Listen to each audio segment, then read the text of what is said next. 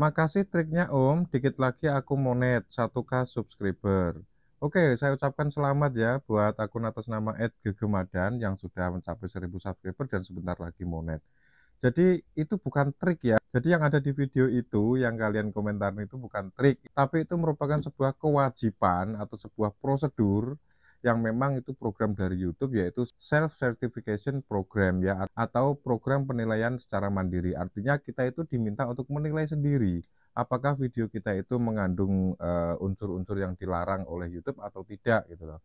Jadi di video itu sudah saya jelaskan kalau misalnya, video kita itu mengandung kekerasan pada hewan misalnya ya, kemarin siapa yang tanya itu? Jadi kita bisa langsung mengisikan di kolom formulir itu bahwa konten kita ini menyertakan adegan kekerasan pada hewan gitu. Kita klik kalau memang video kita misalnya, kalian bikin konten potong ayam gitu, itu kan itu kan biasanya oleh sistem dianggap sebagai konten yang masuk kategori konten terbatas. Artinya iklan yang tampil itu akan dibatasi, artinya mungkin ya iklannya itu tertentu teman-teman. Jadi di situ biasanya dolarnya itu kuning, bukan dolarnya hijau ya.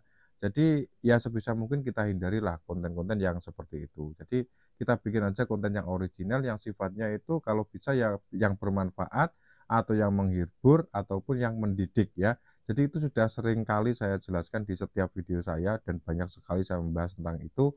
Ya mudah-mudahan saya itu berharap mudah-mudahan kita semua ya teman-teman semua, saya pribadi dan teman-teman semua dan semuanya lah, itu bisa membuat konten yang sekiranya itu bisa, bermanfaat bagi orang lain, ya. Konten yang bermanfaat itu seperti apa? Ya pada dasarnya konten yang baik itu ya semuanya bermanfaat teman-teman ya. Kalau mungkin dipikir kayak, bahas YouTube ini kan seakan seperti tidak bermanfaat gitu ya, kontennya cuman ngobrol ngalor ngidul gini, seperti ini. Tapi percaya atau tidak percaya, ada sebagian kalangan yang memang membutuhkan wawasan dari orang-orang yang sudah pernah mengalaminya. Bukan hanya dari saya pribadi, tapi juga dari komentar-komentar yang sudah masuk melalui kolom komentarnya Bahas YouTube. Di situ kan selalu saya urutkan untuk terus membahas apa yang kalian tuliskan di kolom komentar. Gunanya untuk apa? Yaitu untuk sama-sama kita belajar ya. Mungkin ilmu baru, wawasan baru, pengalaman baru, atau sesuatu yang memang kita ini butuh tentang informasi tersebut. Jadi ya sekali lagi konten yang bermanfaat itu ya banyak sekali jenisnya dan mungkin hampir semua konten itu bermanfaat teman-teman ya. Kalau memang tidak bisa yang bermanfaat setidaknya ya yang menghibur itu seperti ya mungkin konten-konten lucu, konten-konten drama, yang penting itu hasil rekaman kita sendiri, bukan mencomot atau mengambil video orang lain. Kalau mungkin buat reaction gimana Pak? Boleh, kalau untuk reaction sih boleh ya, tapi reactionnya juga harus pakai teknik gitu, bukan hanya sekedar, kita menonton video, kita rekam layar dari awal sampai akhir, itu nanti ya jatuhnya copyright, kalau nggak gitu ya terkena konten yang digunakan ulang. Oleh sebab itu, apapun itu tentu ada sebuah apa namanya teman-teman ya, ada ilmunya lah. Bagaimana agar kita itu tidak terkena copyright, bagaimana agar kita itu bisa lolos monetisasi, bagaimana agar kita itu bisa mengemas konten yang kita buat itu menjadi konten yang bisa mengubah nilai dan memberikan makna baru bagi penonton yang sudah menonton video kita. Maksudnya gimana Bang? Kok sepertinya kok ribet gitu bahasanya? Ya bahasanya gini teman-teman, YouTube itu membolehkan reaksi itu boleh ya, mengambil video orang untuk direaksi itu boleh.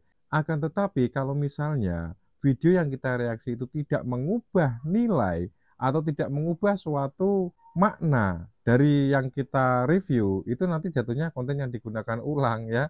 Jadi secara lebih sederhana lagi ginilah, misalnya kita itu diberi tahu ya, diberi tahu ya maksudnya tahu tahu tempe itu loh, diberi tahu. Lalu tahu itu kita jual kepada orang lain, kita jual dan laku.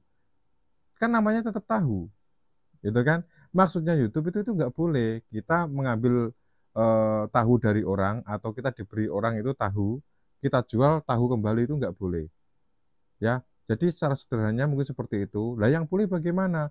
Kita misalnya diberi sebuah tahu oleh orang, nah tahu itu kita goreng dulu teman-teman. Setelah kita goreng, baru kita jual jadi tahu goreng. Nah, itu boleh. Itu kan sama-sama tahu, tapi maknanya sudah berbeda. Yang tadinya itu tahu mentah, sekarang jadi sekarang saya distribusikan kembali tapi jadi tahu mateng. Nah, mudah-mudahan kalian bisa paham dan mengerti apa yang saya sampaikan. Kalau mungkin ada pertanyaan ataupun pendapat lain atau mungkin kalian punya pengalaman lain, boleh tuliskan di kolom komentar. Nanti akan kita bahas bersama-sama untuk belajar kita bersama. Terima kasih yang sudah setia menonton sampai detik ini. Mudah-mudahan kalian semuanya sehat selalu. Terima kasih atas support dan dukungannya kepada channel Bahas YouTube. Ya, saya hanya bisa membalas doa. Mudah-mudahan semuanya sukses tahun ini. Amin ya robbal alamin. Terima kasih, sampai jumpa.